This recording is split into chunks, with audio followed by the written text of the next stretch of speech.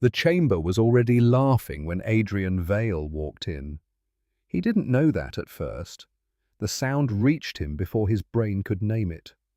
A high-layered frequency rolling through the convocation hall like a wave through deep water.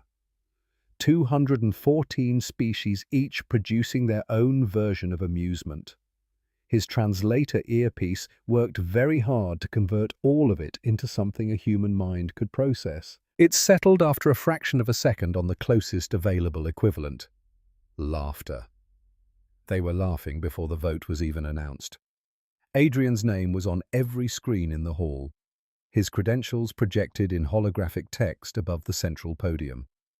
38 years old, astrophysicist from Caltech turned diplomat, Earth's first official delegate candidate to the Galactic Council. 11 years of preparation compressed into a single moment. He had given everything he had to stand at this podium. The vote came back 211 to 3. Denied. The Vithsari delegate rose from the central chair. Her species was tall and naturally luminescent. Their skin produced a soft blue-green light that pulsed very faintly when they breathed like something deep underwater. Her name, as best as Adrian's translator could render it in any human language, was Loomis Carr.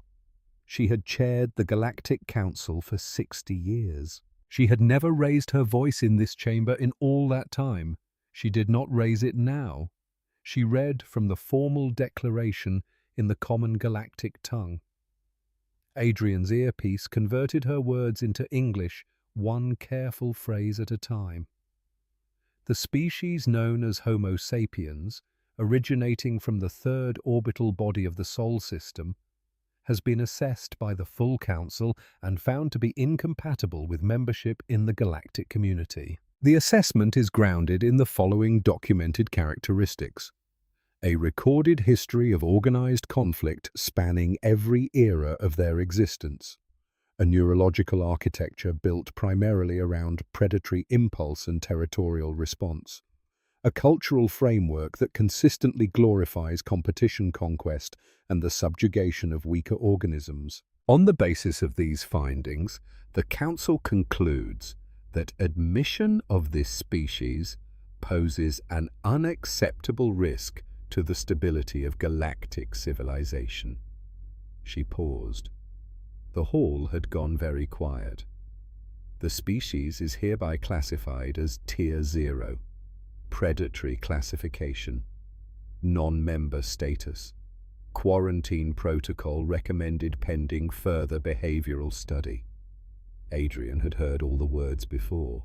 He had read the preliminary assessments. He had prepared responses, counter-arguments, diplomatic frameworks designed to address every objection the Council might raise. He had a speech ready. 17 pages practiced 200 times, translated into 4 galactic languages by the best xenolinguist on Earth's staff. He said none of it, because Loomis Carr then added one line that had not appeared in any preliminary report. One line that was clearly not part of the official declaration, spoken very quietly, almost as an aside to the chamber rather than to him. Her voice was not cruel. It was the tone of someone stating an obvious fact about an animal they had been asked to evaluate. His translator caught it without hesitation. They are in the end simply animals. The laughter returned, softer this time, almost gentle, the way you might smile at a dog that tried to climb onto the furniture. Adrian stood at that podium for exactly 4 seconds after the translation landed in his ear. 4 seconds in which every prepared response, every diplomatic framework, every carefully worded counter-argument dissolved and was replaced by something much simpler, something cold and clear and very steady: certainty. He pressed the speaker button. The hall quieted completely. "Delegate Loomis Carr," he said. His voice was perfectly level. "I want to thank the Council for this assessment. I want to thank you for being thorough and honest and clear.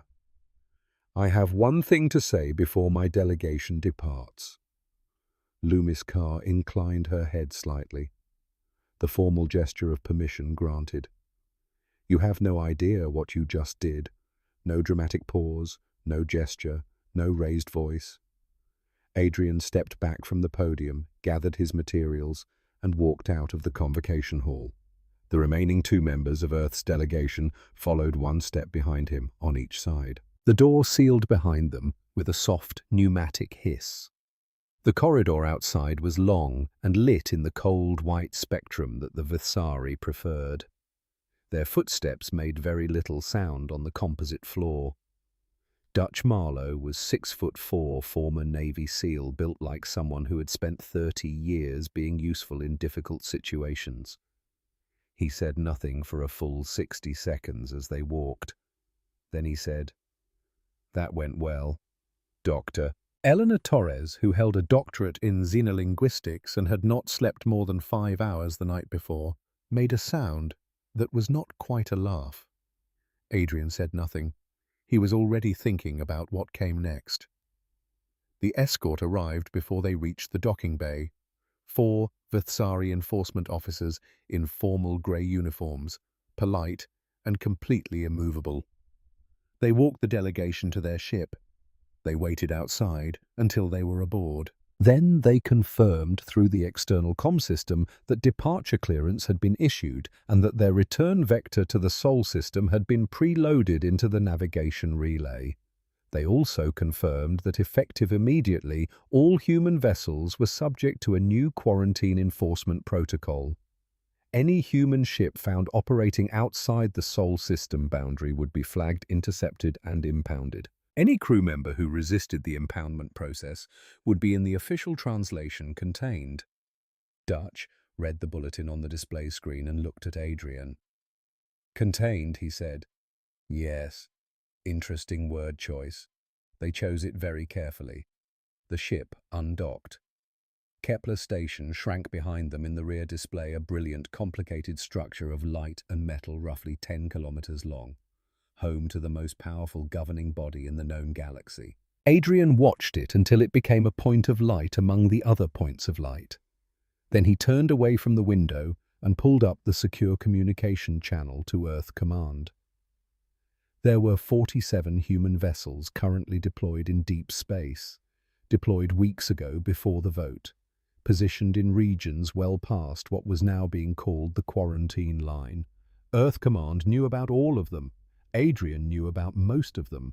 They had not told the Council about any of them. He sent a single encoded message. "Vote result as expected.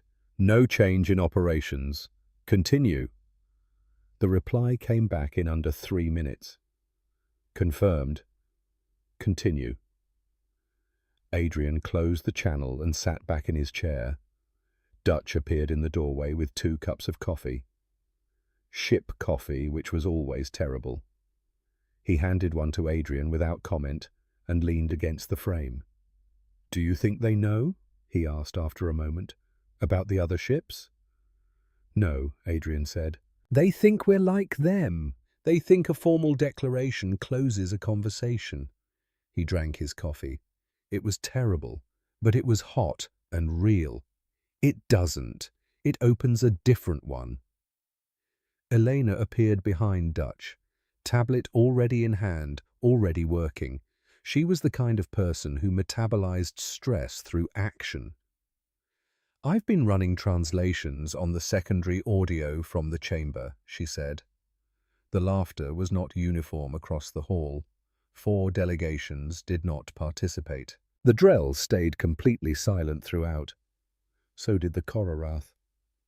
2 others I haven't positively identified yet, but I'm narrowing it down. That was interesting. "Log it," Adrian said. "Already done." He turned the word over slowly in his mind. "The way you turn a stone to see what lives on the underside. Animals." Lumiscar was not entirely wrong. Humans were predators. They had evolved from hunters. Their eyes faced forward. Depth perception motion tracking the geometry of pursuit. Their brains were wired for pattern recognition, threat assessment, the rapid calculation of risk and reward in situations where the cost of error was survival.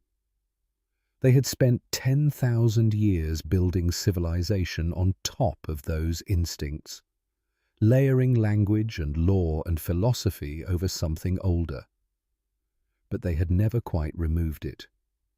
The council had looked at that deep structure and called it a flaw. Adrian thought, sitting in the quiet of the ship as Kepler Station disappeared behind them, that they had made a serious miscalculation. Not because humans were dangerous though they could be, not because humans were violent though they had been, but because there is something a predator learns over 10,000 years of hunting and being hunted and adapting to both. Something a civilization built entirely on consensus and comfort never quite develops.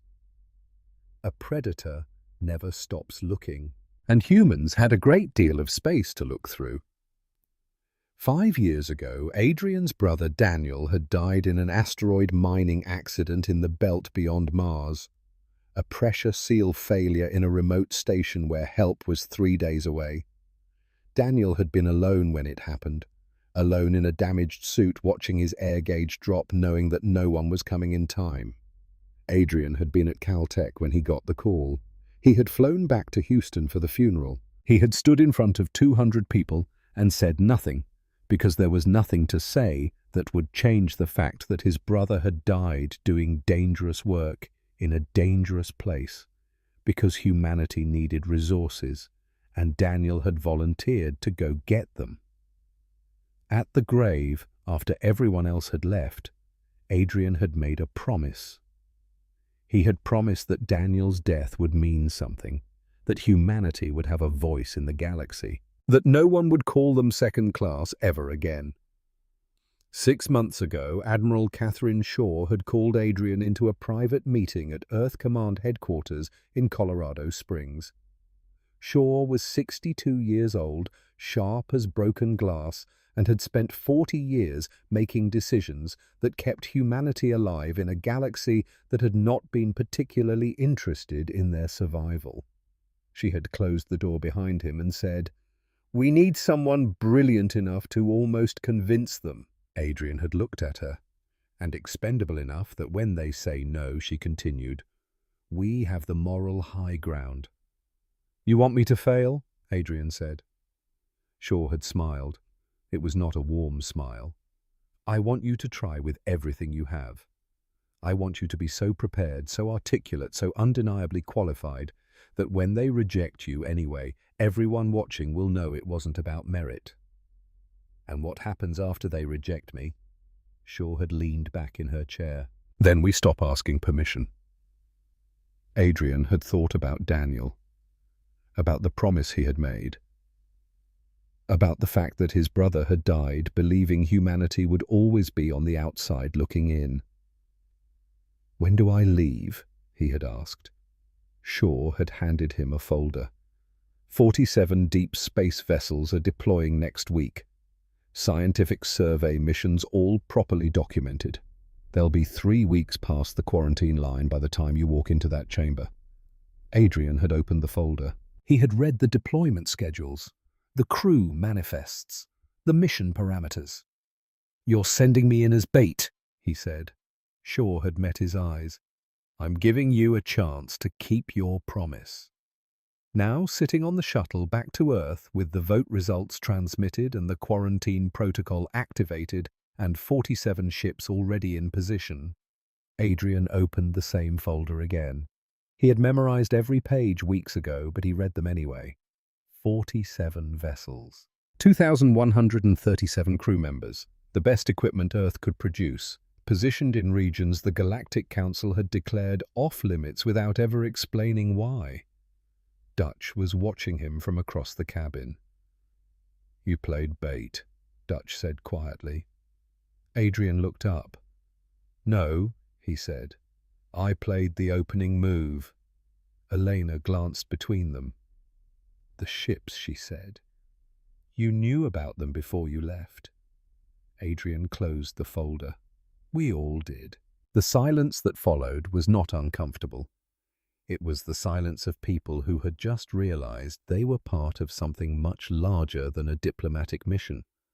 "What happens now?" Helena asked. Now, Adrian said, we wait for them to find what we've been looking for.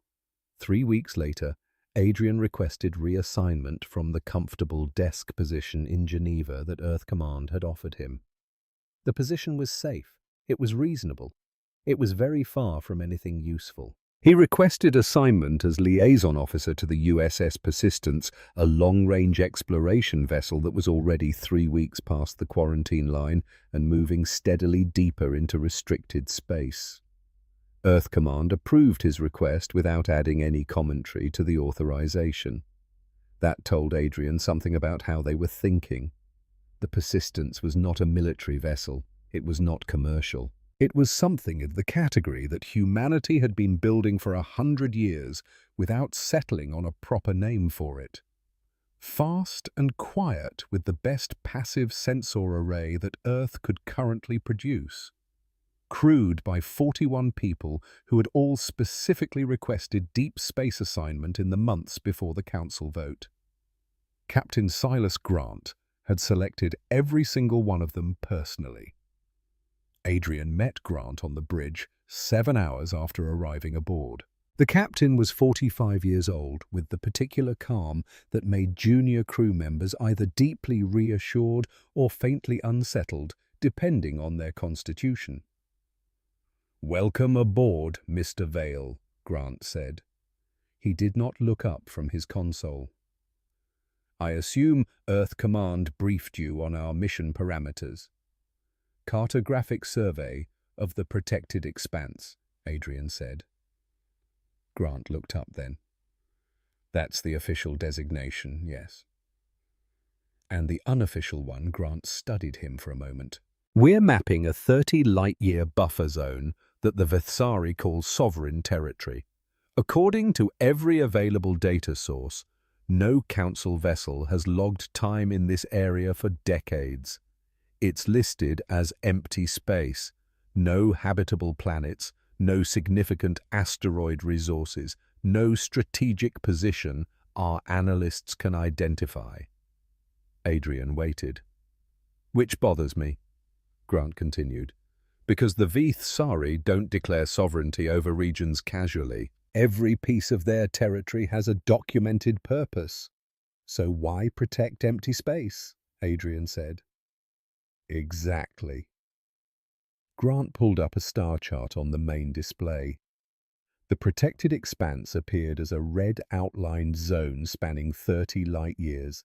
Enforcement beacons ringed the border. Every navigation database listed it as restricted. "Something happened out here," Grant said. "Something they don't want anyone to find. You think they're hiding something. I think they built a fence around something. And in my experience, when someone builds a fence around something and tells you there's nothing inside, nothing is not what you find." Adrian looked at the star chart, at the empty space that was apparently worth protecting with enforcement beacons and quarantine protocols. "How long until we reach the survey coordinates?" he asked. "We've been surveying for 19 days, Grant said. "We're already there." Day 19 appeared on the long-range scanner as a mass anomaly. Something large and metallic drifting in a slow orbit around a brown dwarf that had no logical reason to have anything in orbit around it. Corporal Mira Okonkwo flagged it at 4 in the morning. She was 26 years old, fresh out of Caltech's astrophysics program, and had not slept properly in 6 days because every sensor reading in the expanse was showing things that should not exist. By 6, Grant had the Persistence positioned 300 kilometers off the anomaly's port side. It was a freighter, Galactic Council registration markings on the hull. Species unknown at first glance, but Eleanor identified it within 4 minutes as a Drell transport vessel.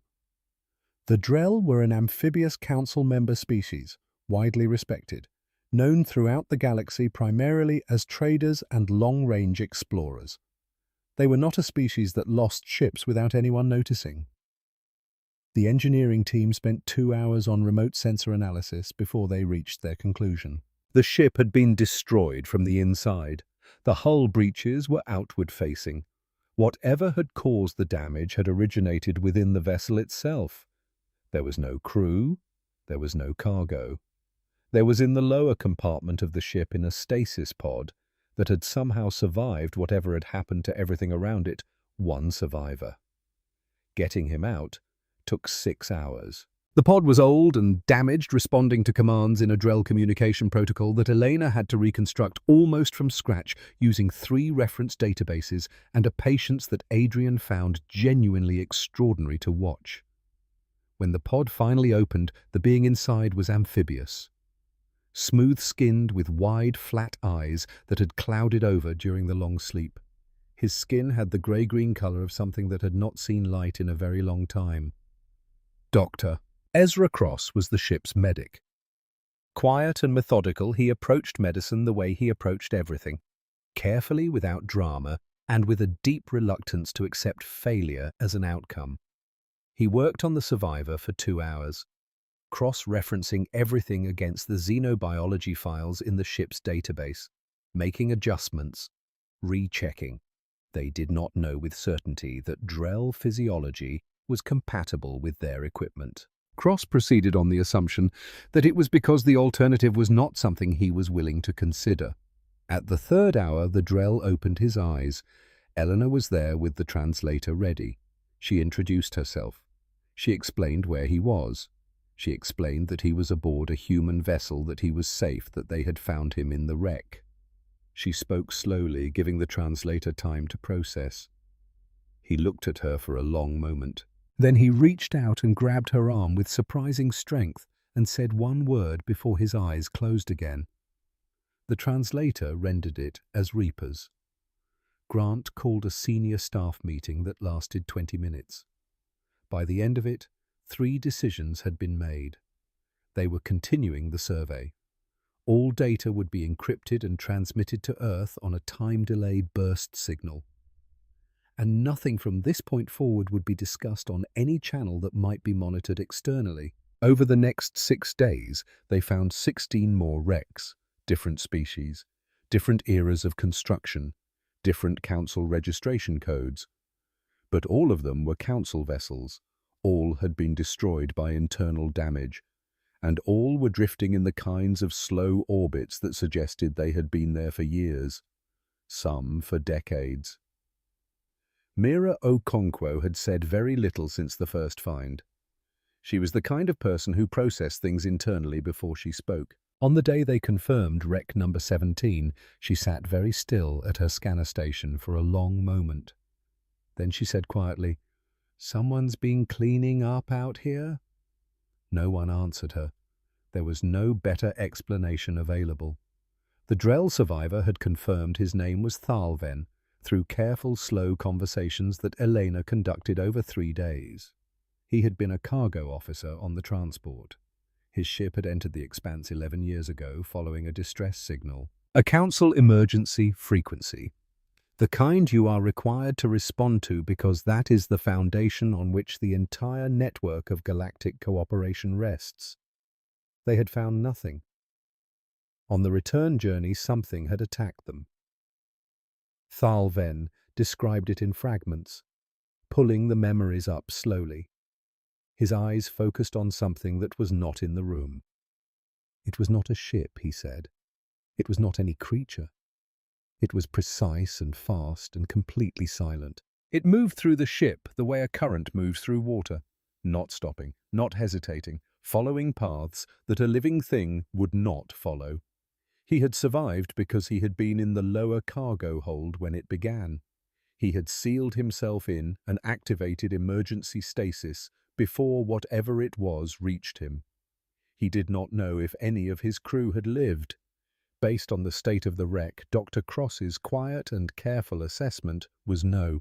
Adrian sat in the briefing room with Grant and the senior staff and studied the data for a full day before he said what everyone was thinking.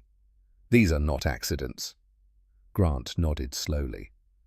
"Whatever is out here," Adrian continued, "it's deliberate, it's systematic, and the Council knows it exists."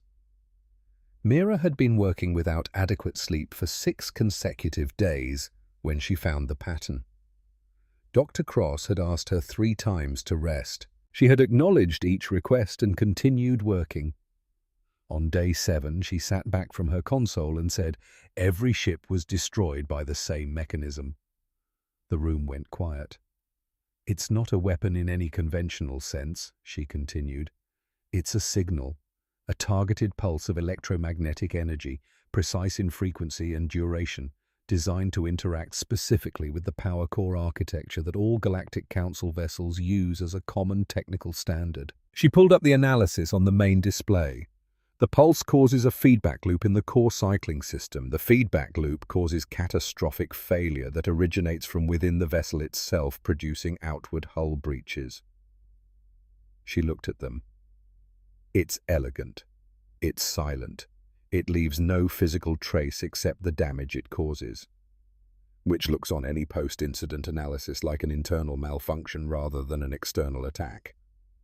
Elena leaned forward. "And the technology Mira and 3 of the engineering team had spent 40 hours cross-referencing it against every known technology database on the ship." "It's not in any of them," Mira said. "It doesn't match the technical signature of any species currently recognized by the Galactic Council." Grant stood very still. Meaning it's engineered, purpose-built. It requires active maintenance to remain operational." Mira paused. "And it's still running in the expanse." The silence that followed was the kind of silence that happens when everyone in a room simultaneously understands something terrible. "That's why the area was declared protected," Adrian said quietly. "That's why enforcement cruisers patrol the border. That's why every ship that stumbled inside was destroyed before it could transmit what it found." Grant looked at him. "The Council didn't build a fence around empty space." "No," Adrian said. "They built a fence around a weapon. Their weapon." The realization settled over the room like cold water. A weapon that destroyed their own member species when those species followed their own emergency signals into a zone their own government controlled. Adrian stood. "Transmit everything we have to Earth. Full data set. Not on the delay. Now." Grant gave the order. 6 hours later, the confirmation came back from Earth Command. They had received it. They had verified it. They were not waiting any longer. Adrian looked out the viewport at the stars. The same stars humanity had been drawing lines between since before they had words. Ancient and indifferent and scattered across the dark in patterns that made no sense until you decided what story you wanted to tell with them. The Council had told one story. Humanity was about to tell a different one. He thought about Daniel, about the promise he had made at the grave, about Loomis Carr's voice saying, "They are, in the end, simply animals." She had been right, but she had no idea what that actually meant. "What comes next?" Grant asked. Adrian turned from the window. "Now," he said, "we see what happens when you call a predator by its name." On day 31, 3 Vethsari enforcement cruisers appeared on the long-range scanner. They were approaching at standard intercept speed. Clean and precise, the way enforcement vessels moved when they had legal authority and expected compliance. Their comm opened 2 minutes later. The message was polite, formal, completely clear. "Stand down. Prepare for boarding. Failure to comply will result in containment." Grant looked at Adrian across the bridge. Adrian looked back. 41 people. 17 wrecks. A Drell survivor asleep in the medical bay. Encrypted data burning toward Earth on a tight beam signal that had been transmitting for 6 days. Commander Adrian said quietly, "I believe we have somewhere to be." Grant turned to the helm without any change in expression. "Full speed. Non-standard vector. Let's see what they do." The persistence ran. And 3 Vethsari enforcement cruisers, which had spent their entire operational history dealing with species that complied when given a direct order, gave chase. They had made an assumption. It was the same assumption the Council had been making about humanity for years. They were wrong about it then. They were wrong about it now. The thing about predators is that they do not run in straight lines. The Persistence had a top speed that was on paper slightly inferior to a Vithsari enforcement cruiser. Grant had read those specifications carefully. He had also spent 3 decades flying ships through places where specifications were suggestions and official ratings were starting points for negotiation. The number on the specification sheet tells you how fast a ship goes when the pilot is following procedure. Procedure was something Grant treated as a reference document rather than a rule book. On the first day of the pursuit, he took the Persistence through a debris field that every Vithsari scanner in the region had flagged as impassable. It was not impassable. It was dense and complicated. A belt of shattered rock and frozen gas left over from a planetary collision a few million years ago. The kind of environment where your scanner shows you 10 obstacles and there are 30 more between them that the scan missed. Navigating it required constant manual course correction, the ability to read debris drift patterns in real time, and a particular kind of nerve that is not taught in any academy because it cannot be taught that way. You either have it or you spend your career in clear space. Grant had it. Lieutenant Jess Martinez, their navigator, had it. Between the two of them, they took the Persistence through the debris field in 4 hours.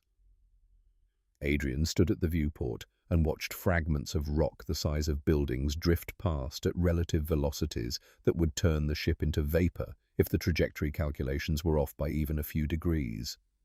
Dutch appeared beside him with coffee. "This is either brilliant or insane," Dutch said. Adrian took the coffee without looking away from the window. Those aren't mutually exclusive categories. Behind them, the lead Vithsari cruiser entered the debris field and lost engine power when a fragment struck its forward intake at the specific angle where its shield geometry had a documented gap. It was not destroyed. It simply stopped, drifting while its crew worked on the repair. The other 2 cruisers pulled back to the field's edge and held position, sweeping their scanners across the debris looking for the Persistence. The Persistence was already through the other side. Mira reported from the scanner station without emotion. 2 remaining. Positions holding at field edge, stationary. Grant looked at the display for a long moment. How close is that brown dwarf to our current position? Martinez pulled up the calculation without waiting to be asked specifically. She had the answer in 40 seconds, 3 light hours. If we move immediately and use the gravitational pull correctly, we can slingshot around it and emerge on the far side of the debris field. Will they anticipate that Martinez considered it? Their navigation protocols are optimized for clear space. The computation required to plan a gravity assist maneuver around a stellar body while under active pursuit is not a standard tactical calculation in any Council enforcement database. She paused. I know this because I requested the database from the Council's public navigation library 6 weeks ago and read through it. Grant looked at her. You read the Vithsari navigation database. I read everything available, sir. I find it useful. The slingshot took 8 hours. 8 hours of flying toward a brown dwarf, swinging around in a long arc calculated to 3 decimal places by Martinez, coming out on the far side of the field, directly behind the 2 cruisers that had been waiting for them to emerge from the front. They picked up the Persistence on scanner about 90 seconds after it appeared. By that point, the human vessel had already matched their speed and was alongside them at 300 kilometers separation. Grant opened the comm channel himself. This is Captain Silas Grant of the USS Persistence. We are returning to the wreck survey site. We need to complete our documentation. We would prefer that you did not follow us this time, though. I understand if you feel you must. He closed the channel. Dutch said, That might have been slightly provocative. Grant agreed pleasantly. It might have been. Helm, take us back to the wreck field. They went back because they were not finished. This was the thing the Vathsari strategists had not anticipated. The entire structure of containment is built on one assumption: that the contained party wants to leave. That movement is the goal. That freedom of travel is what is being sought. And once you apply sufficient pressure, the contained party's desire for safety will override their desire for motion. Humans do not work that way. They went back because the data was incomplete, and incomplete data was not something Grant was willing to deliver to Earth. They went back because Thalven was awake now and had more to tell them. They went back because 17 wrecked ships and a weapon they had not yet understood were not things you left behind, and called the mission finished. The Vathsari cruisers followed at a distance. They tracked the Persistence's position. They did not move to intercept again. That told Adrian they had received new instructions from somewhere above their operational authority.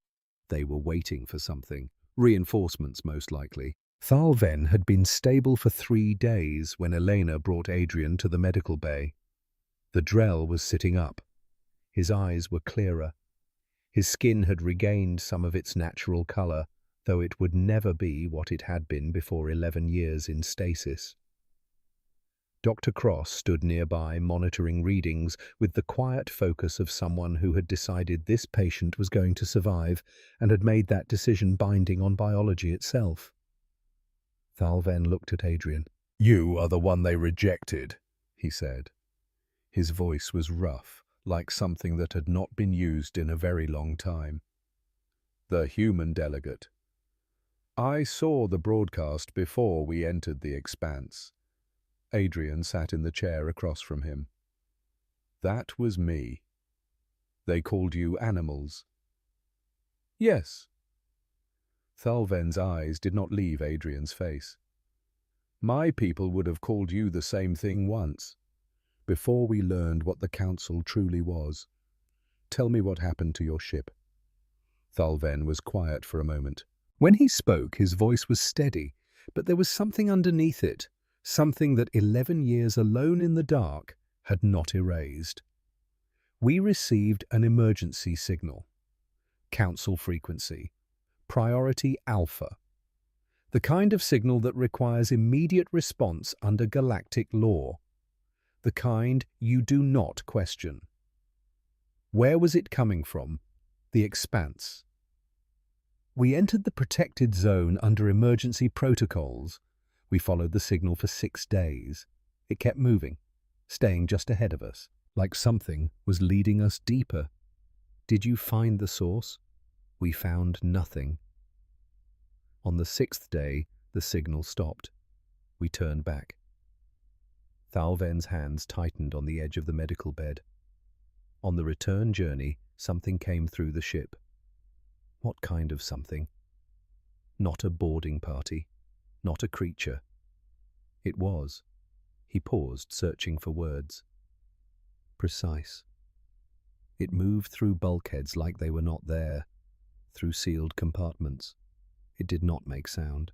It did not register on any scanner. It killed the crew. Thalven shook his head slowly. It did something to the power core. I was in the lower hold when I felt the ship's systems begin to cycle incorrectly. The kind of feedback pattern that happens right before catastrophic failure. I sealed the compartment. I activated the emergency stasis pod.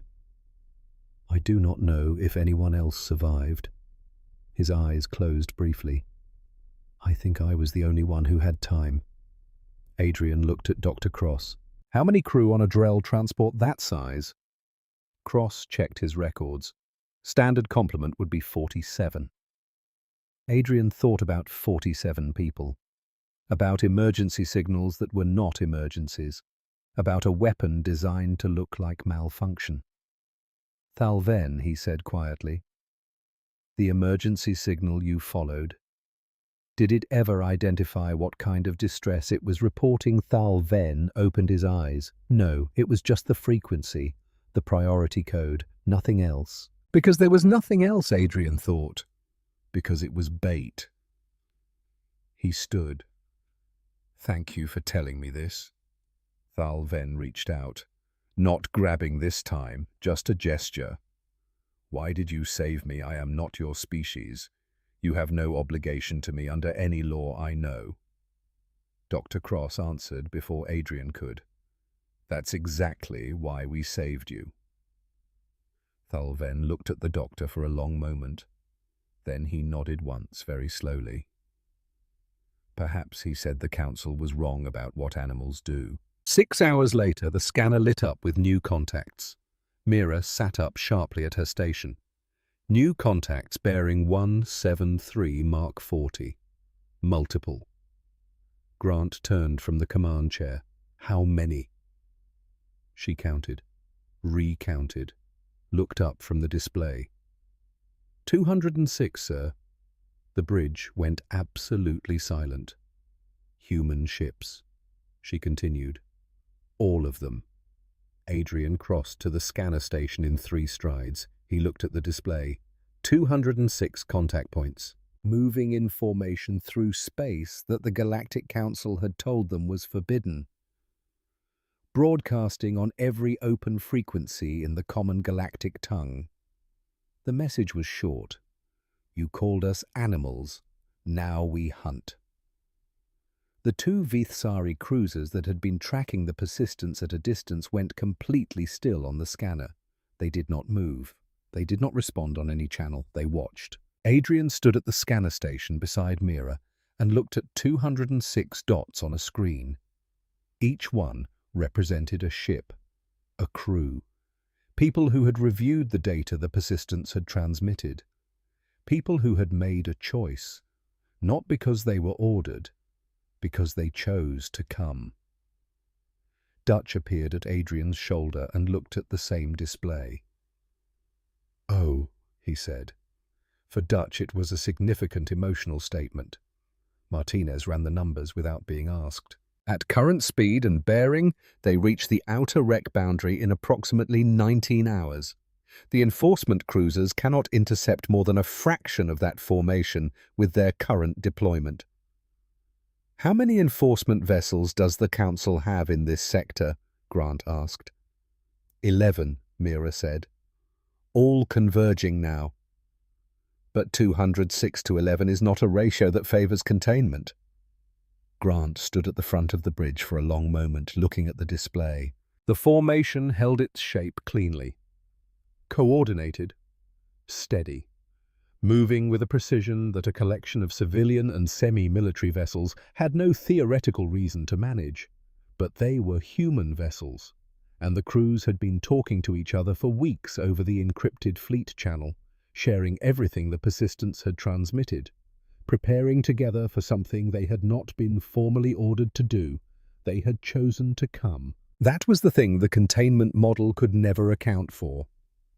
You cannot contain a decision. You can block a ship, intercept a vessel, impound a crew, but you cannot reach inside a human being and remove the specific impulse that makes them look at a fence and ask what it is actually protecting. 9 hours later, the first Vithsari enforcement vessel attempted an intercept on the lead human ship. The Calvert, commanded by a former cargo pilot named Leon Price, gave them a single calm choice. Stand aside or be documented, standing aside. The enforcement vessel stood aside. By hour 14, all 11 Council enforcement vessels in the sector had made the same calculation. They fell into a loose orbit at the edge of the formation. And they watched. They filed reports. They documented everything. The fleet wanted that. The fleet wanted their own officers to be the witnesses. On hour 16, the fleet's intelligence team transmitted their findings on an open broadcast. No encryption. Every enforcement vessel in range received it. Every council monitoring station. Every relay beacon. The data package contained commission documents extracted from the weapon relay stations. Adrian read them on the Persistence's main display, while the entire bridge crew stood silent. The weapon system had been commissioned by a 7-member Vasari Council subcommittee 400 years ago. It had been approved under a classification level that did not appear in any publicly accessible council document. It had been maintained ever since by rotating teams of Vasari technicians operating under standing orders that referenced no formal policy and reported to no public authority. The stated justification in the original commission document made Adrian's hands tighten on the edge of the console. Prophylactic measure to prevent expansion of unstable biological entities into strategic corridor space. Unstable biological entities. They had built it before they knew humans existed. They had built it to keep species they considered unsuitable from accessing a region of space they wanted to control. And when vessels from their own council member species had followed their own emergency signals into that region, the weapon had performed exactly as designed. And the council had said nothing. Dutch read over Adrian's shoulder. 400 years, he said quietly. Adrian thought about Thal Ven. 47 crew members. 11 years in stasis. He thought about the 16 other wrecks, the crews that had not survived, the families that had never known what happened. He thought about Daniel, about the promise he had made. The quarantine was never about protecting the galaxy from us, Adrian said. It was about protecting this program, specifically from the kind of species that goes into a place they've been told is empty and asks why it's not empty. Grant turned from the display. The council has been luring their own members into this region and killing them for 4 centuries to protect a secret, Elena said. Her voice was very quiet. To hide what they built, to hide what they were willing to do, Adrian corrected. The bridge went silent again. On the scanner, the 206 ships continued their approach, and in the expanse the weapon system powered up, the relay stations activated in sequence, precise and automated, responding to the presence of vessels using Council standard power cores. The same power cores that every ship in the human fleet had been retrofitted with when they began deep space operations. The pulse began cycling through its targeting sequence. Mira's console lit up with warnings. Energy spike detected. Multiple sources. Pattern matches the signature from the wrecks. Grant's voice did not change. All ships execute bypass protocol. The fleet had drilled this scenario. Every chief engineer had pre-configured a manual bypass for the power core cycling system based on Mira's analysis of the weapon signature. Every crew had practiced it. They had practiced the way humans have always prepared for threats. Not to be comfortable, to survive. The first pulse targeted 3 ships. 2 absorbed it without significant damage. The third lost power briefly. 40 seconds later it came back online. On the Persistence, Adrian watched the status board, watched green indicators flicker to amber and back to green. The weapon tried again. The fleet adapted the bypass in real time. Ship to ship, across the open tactical channel. The updated procedure distributed across 200 vessels faster than any central command structure could have managed. Because it was not moving through a command structure. It was moving through people talking to each other about a problem they had already decided to solve. The third pulse hit nothing meaningful. But the fourth pulse found a gap. The USS Hartwell's status indicator went red. Power core failure, Mira reported. They're trying to bypass, but the feedback loop is... She stopped. Commander, they're venting atmosphere from 3 compartments. Adrian felt something cold settle in his chest. Casualties. Hartwell's transmitting now, the comm officer said. Routing to main audio. The voice that came through was strained but steady. Female, focused on the immediate problem in the way that people focus when there is no time for anything else. This is Commander Iris Castellano, Hartwell Actual. We've lost main power and auxiliary is cycling to failure. Evacuating affected compartments. I'm staying at engineering to manually reroute. Buy the crew time to reach escape pods. Grant's voice cut across the channel. Commander, your survival is also a priority. Understood, Castellano said. But 73 people on this ship and only 68 escape pods. Math doesn't work if I leave. The channel stayed open. They could hear her working. The sound of manual overrides being engaged. The hum of systems trying to stabilize. Failing. Trying again. Tell my daughter, Castellano said. Her voice was quieter now. Tell Emma her mom did the math right. The Hartwell's power core went critical 17 seconds later. The explosion was brief, clean, the kind that happens when containment fails all at once. By the time the light from it reached the persistence, there was nothing left to see except debris. And 68 escape pods transmitting emergency beacons. Adrian stood very still. Dutch's hand was on his shoulder. He did not remember Dutch moving. On the tactical display, 6 more status indicators flickered amber. Red, back to green, but 2 more stayed red. Casualties, the comm officer said. His voice was tight. Lieutenant Cale Frost Calvert. Collision during high-density maneuvering. Dr. Yuki Tanaka, medical officer on the Galileo. Unknown pathogen exposure during wreck investigation. Ensign Marcus Webb Calvert. Lieutenant Sarah Okonkwo, Galileo Corporal Okonkwo's cousin. Hull breach during debris navigation. Dr. Cross was already on the comm trying to talk the Galileo's remaining medical staff through treatment protocols for a biology they did not understand. Adrian listened to him work for 22 hours. It was not enough. The casualty count reached 7 by hour 18 of the weapon's activation sequence. 7 names. Iris Castellano, Kyle Frost, Yuki Tanaka, Marcus Webb, Sarah Okonkwo. 2 engineers from the survey ships whose escape pods had failed during the chaos. 7 people who had chosen to cross a line the council had drawn. 7 people who would not be going home. Adrian stood at the viewport and thought about Commander Iris Castellano, about her daughter Emma, about the math that does not work when there are not enough escape pods. He thought about Cale Frost's final transmission cut off mid-sentence.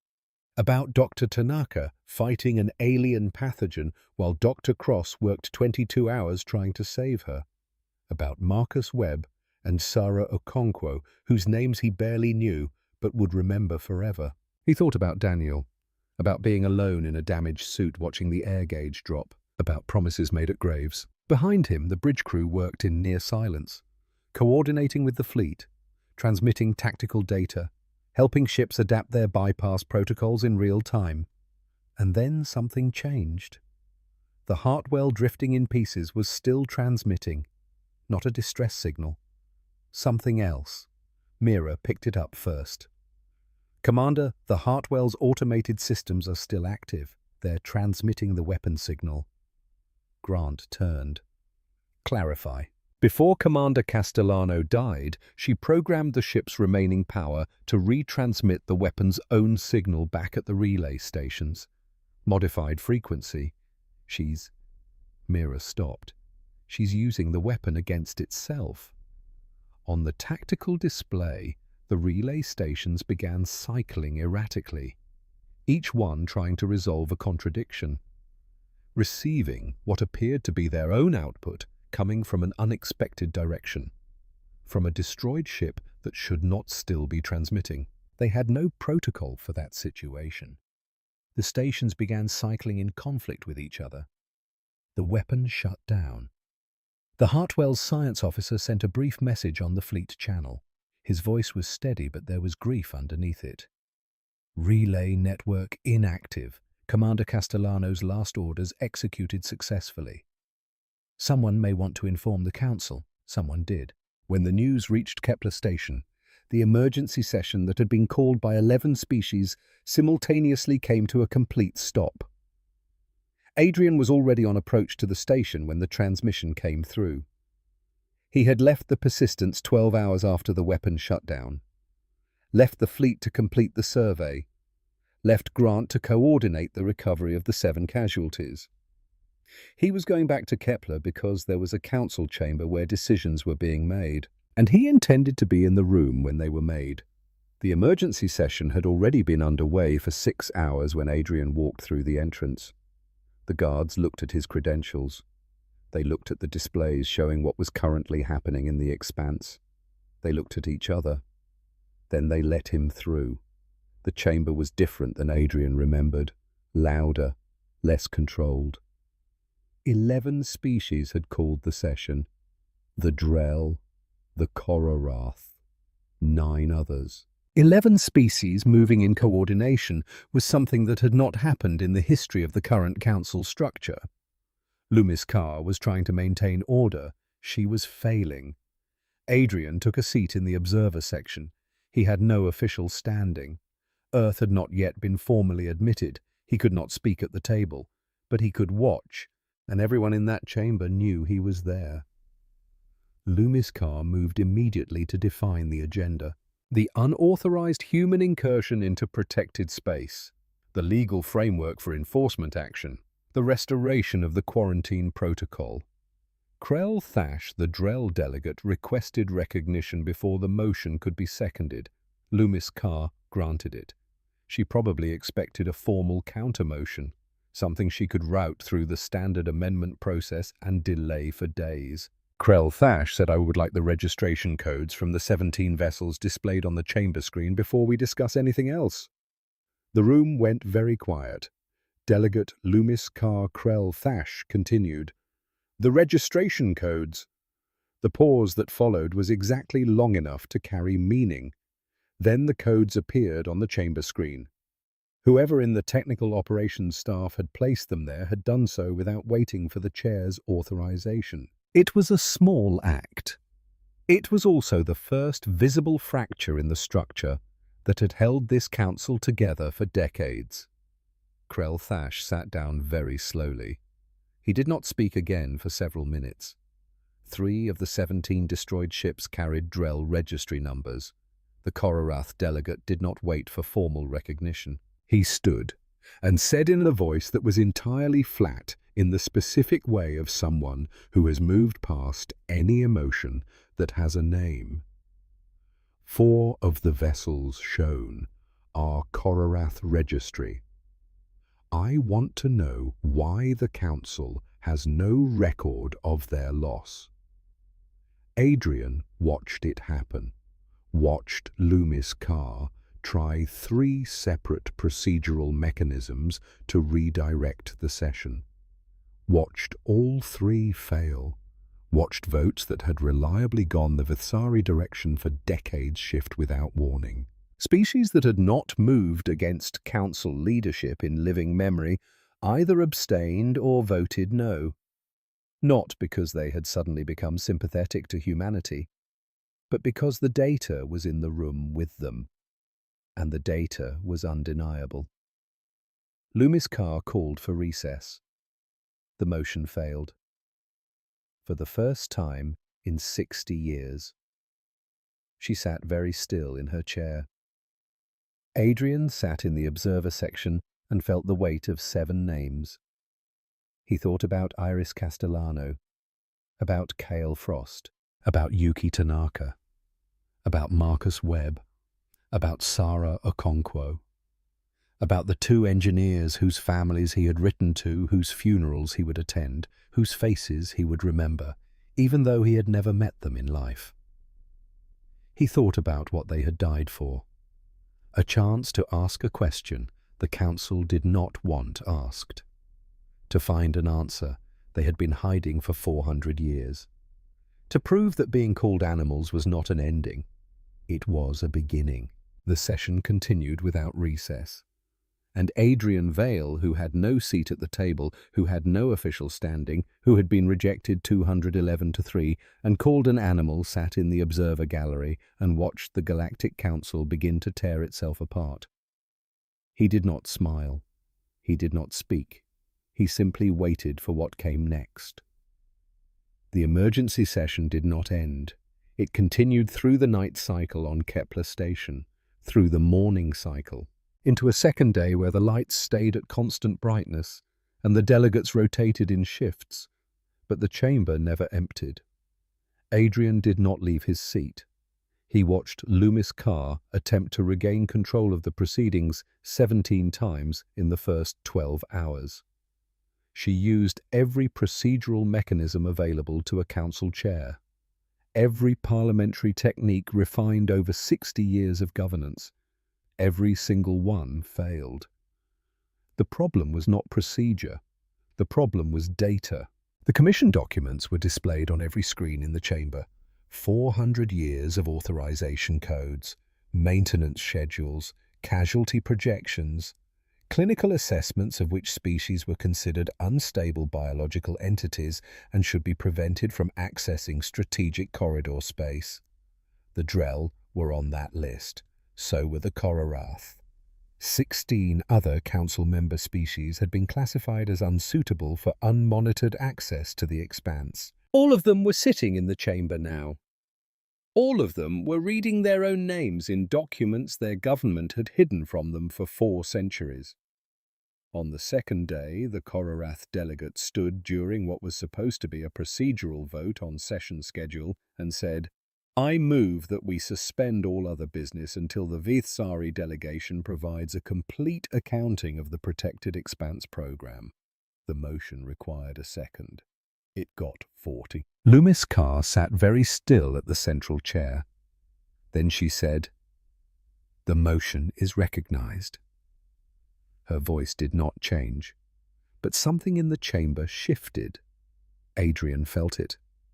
The moment when resistance becomes acceptance, when a person who has held power for 60 years decides that the cost of holding it has become too high. The accounting took 16 hours. The Vithsari technical delegation presented every document, every maintenance log, every casualty report from ships that had entered the expanse over 400 years and never returned. The numbers were worse than Adrian had expected. 143 vessels lost, 6,217 crew members, all of them following emergency signals that were bait, all of them killed by a weapon designed by the government that was supposed to protect them, all of it hidden under classification protocols so deep that most of the current council had never known it existed. When the technical presentation finished, the chamber was completely silent. Krelthash stood.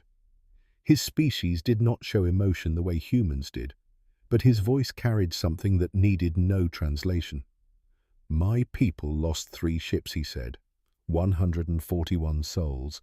I want to know who authorized the emergency signals that lured them to their deaths. The Vithsari technical lead looked at Loomis Carr. She nodded once.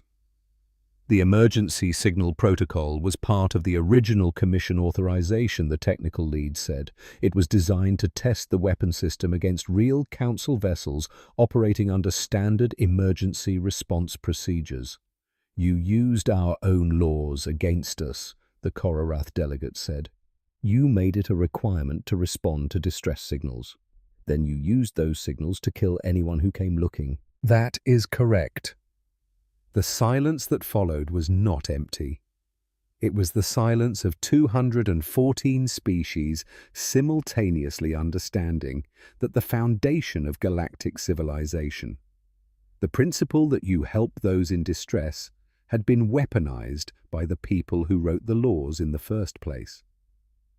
Adrian sat in the observer section and thought about Thal Ven. 11 years in stasis because his ship had done what the law required. He thought about Iris Castellano, about the math that does not work when you do the right thing and there are not enough escape pods. He thought about Daniel, and he understood something he had not understood before. His guilt about Daniel had been the wrong fuel. He had spent 5 years trying to prove that his brother's death meant something by getting humanity a seat at a table. But meaning does not come from validation. It comes from making sure the same thing does not happen again. From hunting the truth until you find it. From being the kind of animal that does not stop looking. On the third day, a junior Vithsari delegate that Adrian did not recognize requested recognition to speak. Loomis Carr granted it. The delegate was young. His luminescence flickered in a pattern that Eleanor later told Adrian meant nervousness. "I was not alive when this program began," the young delegate said. "I did not know it existed until 3 days ago. I have reviewed the commission documents, I have reviewed the casualty reports, and I have a question for this chamber." He paused. "How many more species were we planning to kill before we decided the secret was not worth keeping?" No one answered him, because there was no good answer available. Loomis Carr stood. She did not speak immediately. She looked around the chamber. At 214 species. At the observer section where Adrian sat with no official standing but absolute moral authority. At the screens still displaying 400 years of documentation that could not be explained away or procedurally redirected or voted into a classification level so high that no one would ever see it again. When she spoke, her voice was quiet. "I call for a vote on the Expanse resolution." The resolution was 412 pages. It had been drafted by a team of 40 legal specialists from 12 species over 3 months. 2 human international law experts had been part of that team. They had worked without adequate breaks and with the weight of 7 casualties driving every word. The resolution contained full public disclosure of the commission documents, the complete maintenance records, the casualty registry of every ship and crew member lost in the Expanse, the operational parameters of the weapon system, a formal affirmation that the quarantine of humanity had been imposed on false grounds, and a phrase that Eleanor Torres had helped negotiate over 3 very long nights. A phrase in the common Galactic tongue that translated as something between recognition of harm caused and commitment to a different path forward. It was better than an apology. Apology ends a thing. This committed to continuing. Krell read the resolution into the formal record. His voice was slow and even and carried to every corner of the chamber without amplification. Adrian listened to every word. He had read the document many times in preparation, but hearing it read aloud in that room was different from reading it alone. The chamber gave it weight. The 214 witnesses around the table gave it context. When Krell finished, he looked at Loomis Carr.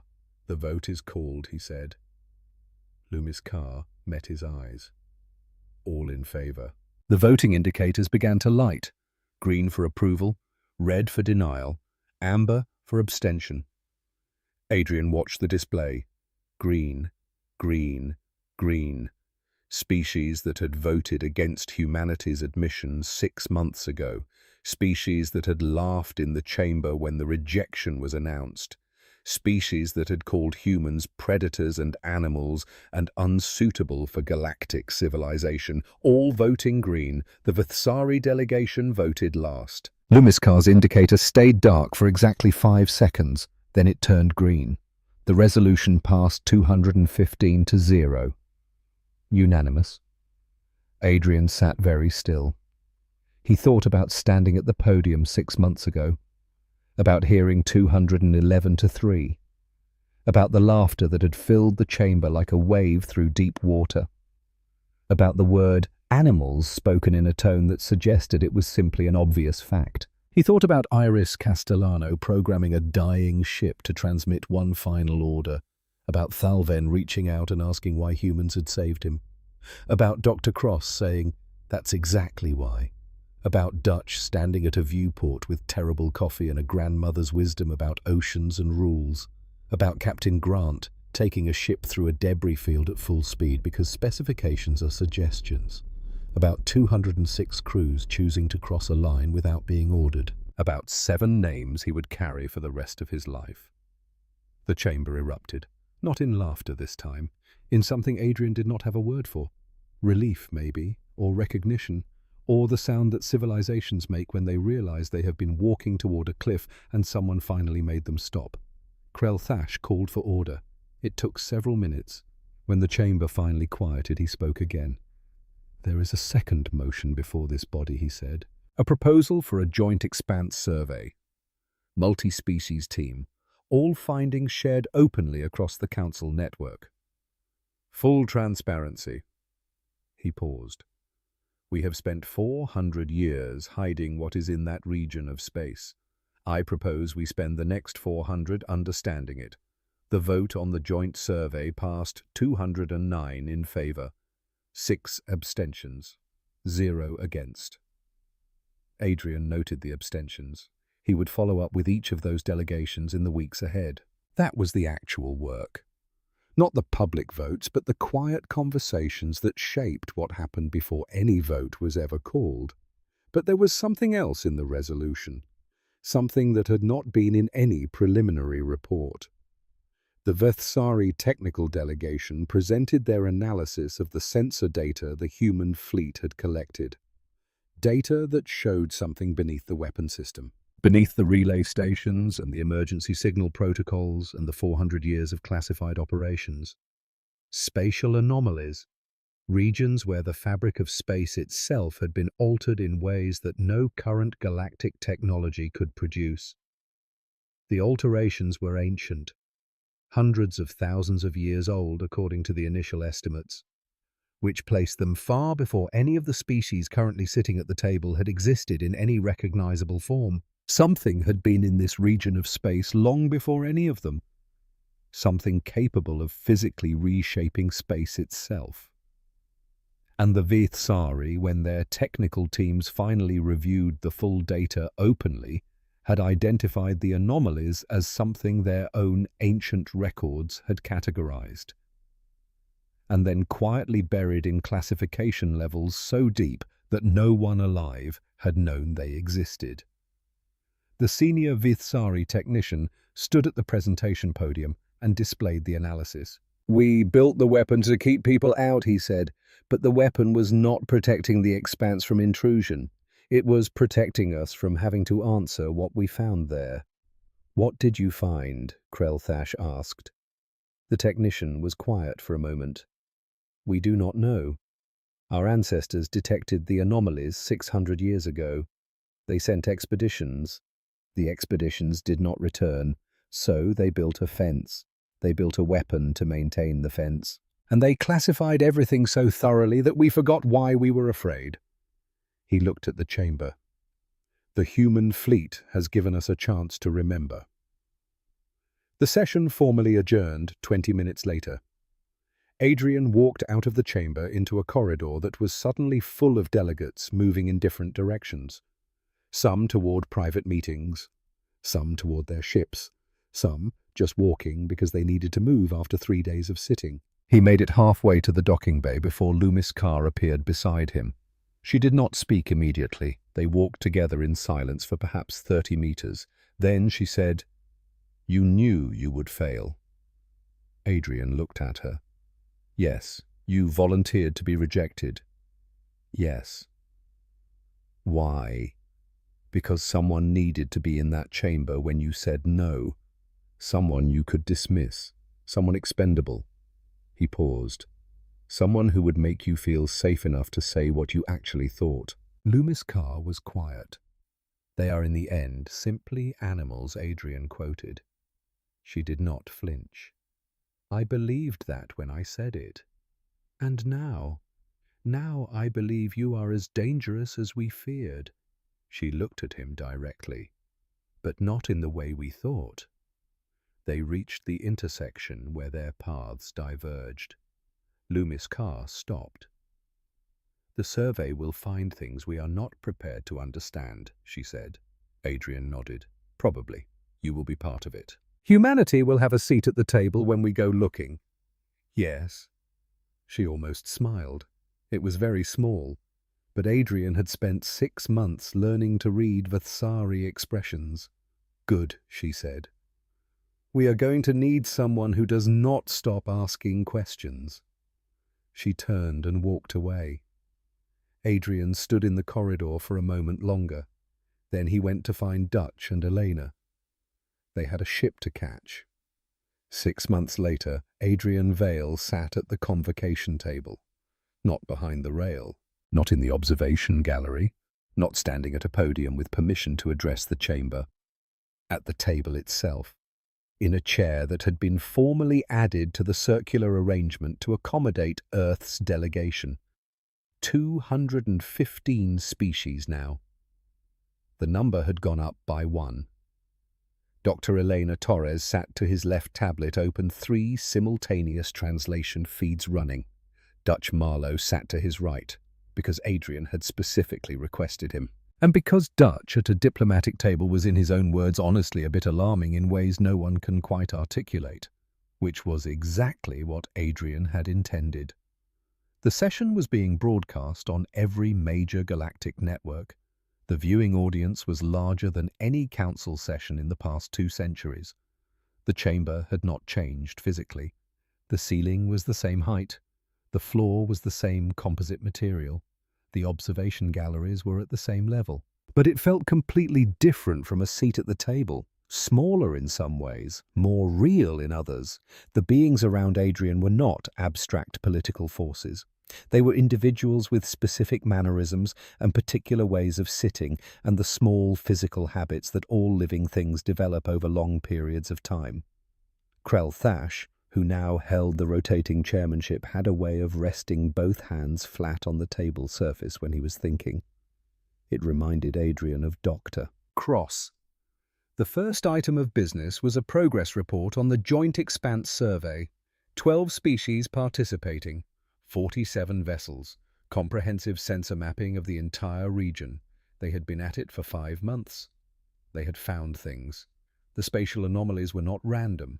They formed a pattern, a structure, something that had been built deliberately by something with technology far beyond anything the current galactic civilization possessed. And at the center of the structure was something the survey team was calling an anchor point, a location where space itself had been folded in ways that should not be possible, where something had reached through the fabric of reality and left a mark. The survey team did not know what it was. They did not know who built it. They did not know why. But they were going to find out. Because that is what you do when you find a fence around something. You ask what it is hiding. And you do not stop asking until you know. The session lasted 4 hours. When it formally adjourned, Adrian stood and walked toward the exit. He made it 3 steps before he saw her.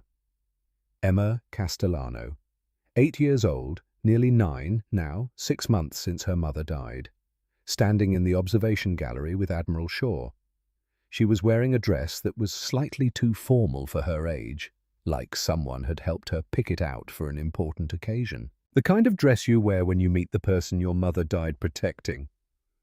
Adrian changed direction. He climbed the stairs to the gallery. Emma watched him approach with eyes that were very serious.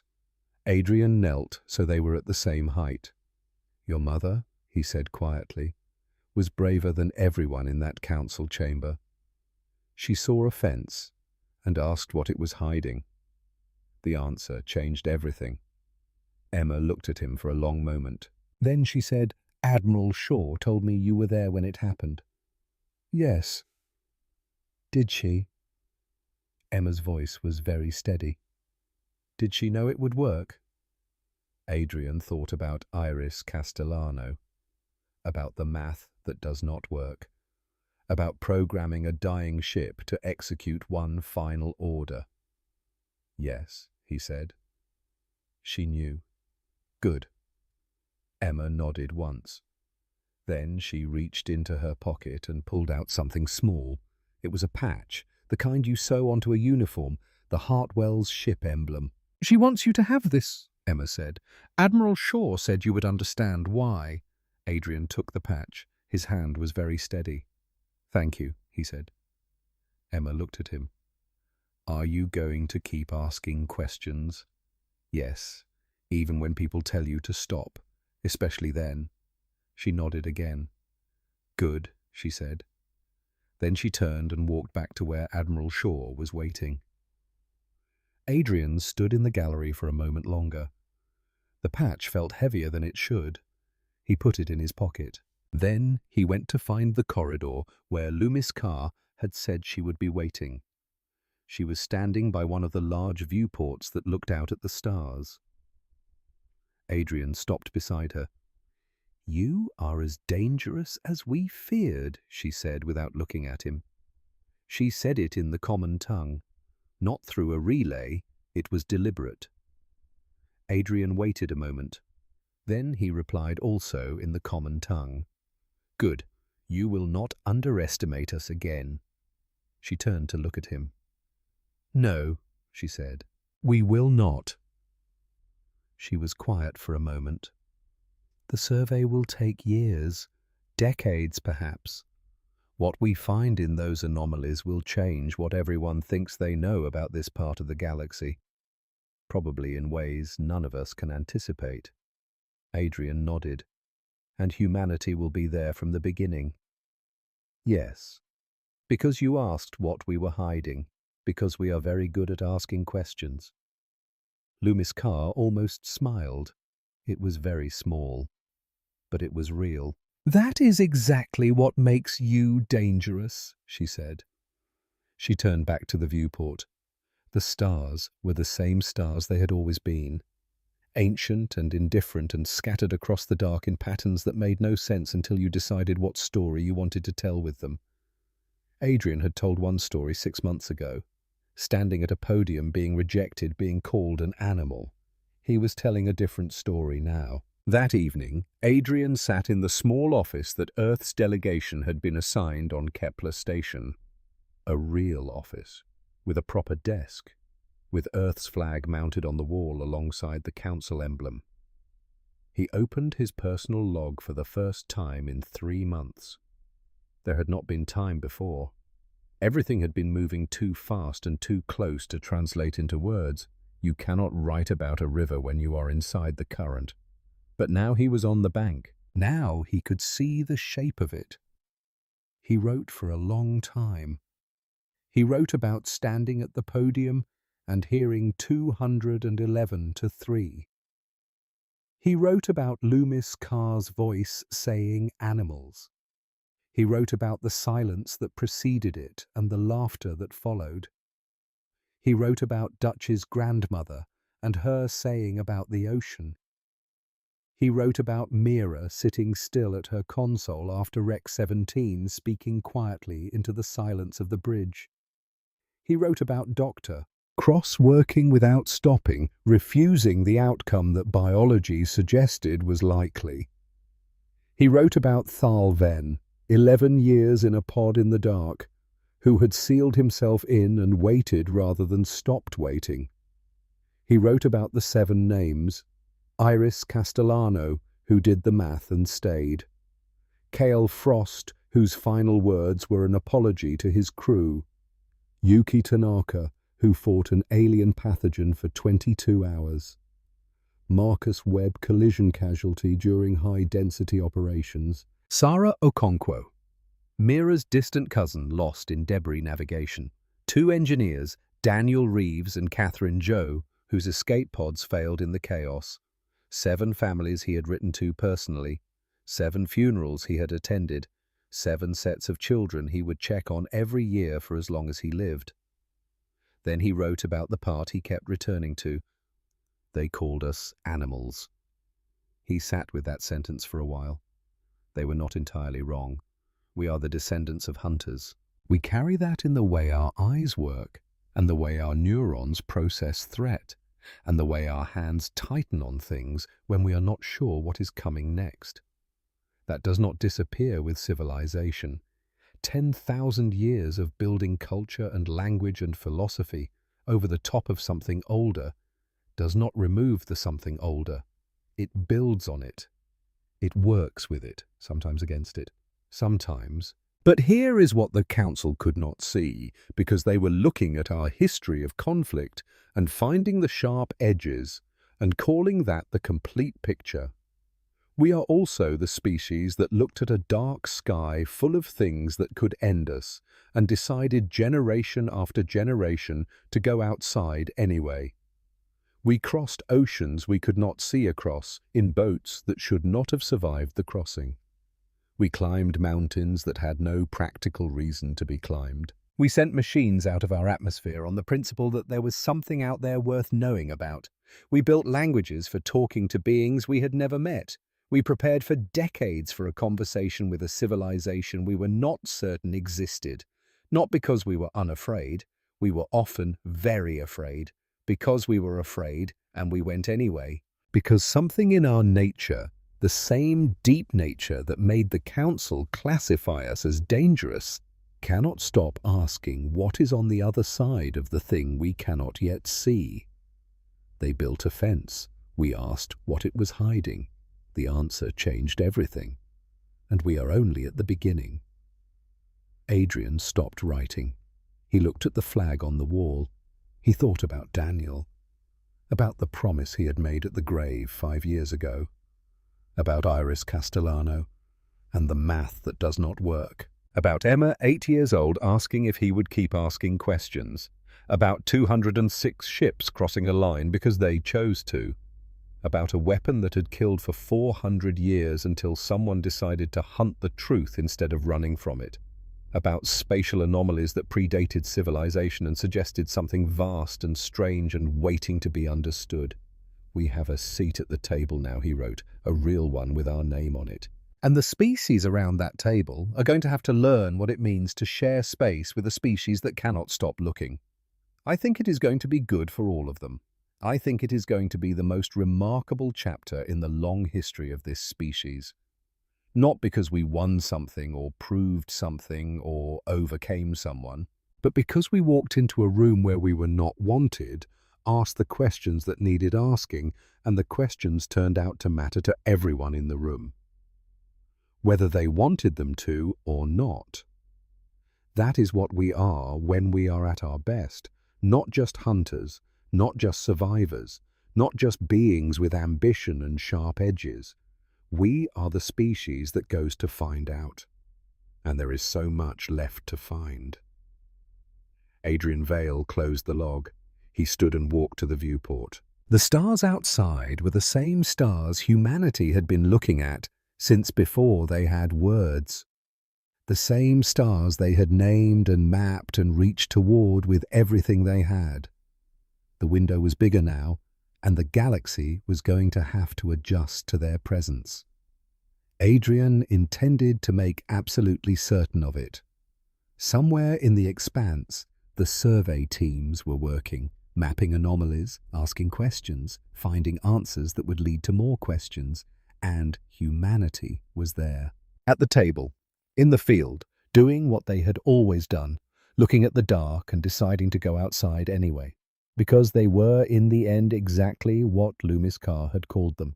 Animals, predators, hunters who never stop looking. And the galaxy had no idea what that truly meant. Not yet. But they would learn, one question at a time.